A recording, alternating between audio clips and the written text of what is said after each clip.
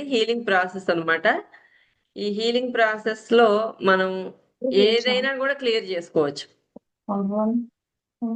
మనలో ఏవైతే సరికానివి ఉన్నాయో, ఏవైతే మనం లిమిటింగ్ గా బిలీవ్ పెట్టుకున్నామో, సరికాని నమ్మక వ్యవస్థలు ఇవన్నీ ఏవైతే ఉన్నాయో అవి మనం నమ్మాం కాబట్టి మన జీవితం అలా జరుగుతుంది. ఇప్పుడు మన బ్రెయిన్ లో ఆల్రెడీ ఎంత చిన్నప్పటి నుంచి లేకపోతే కొన్ని సంవత్సరాల నుంచి ఏవైతే మనం నమ్మి బలంగా ముద్రలాగా పెట్టుకున్నామో మన బ్రెయిన్ లో, సో దాని విధంగా మన జీవితం మనం నడుస్తుంది. ఇప్పుడు మన వాస్తవానికి ఎవరండి సృష్టికర్తలం?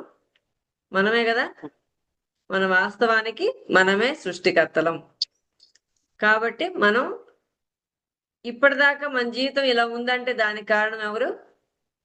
పక్కింటోళ్ళ? కాదు కదా. మన జీవితానికి మనమే కారణం. నా జీవితం ఇలా ఉందంటే నేనే కారణం, మీ జీవితం అలా ఉందంటే మీరే కారణం. అవునా?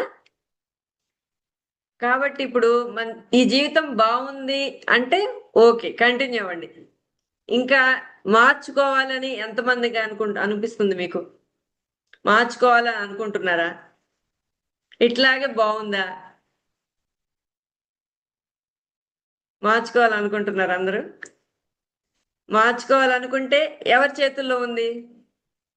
మీ హస్బెండ్ చేతిలో ఉంటుందా, లేకపోతే మీ పక్కింటి వాళ్ళ చేతుల్లో ఉంటుందా? మన చేతిలోనే ఉంది కదా.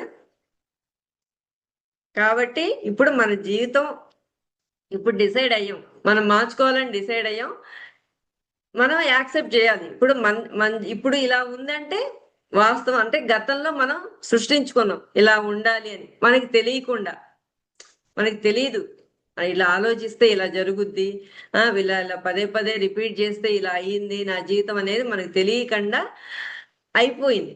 ఇప్పుడు మనం తెలిసి చేసుకుందాం.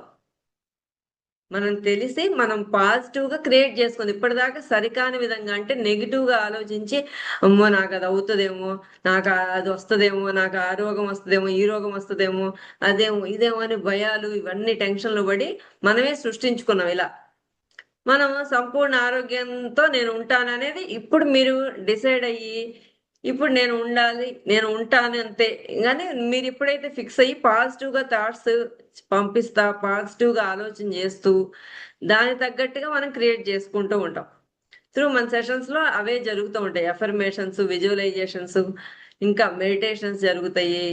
చాలా చాలా టెక్నిక్స్ అనేది చాలా ఉంటాయి. సో మనం అట్లా మనం చేసుకుంటూ ఉంటాం.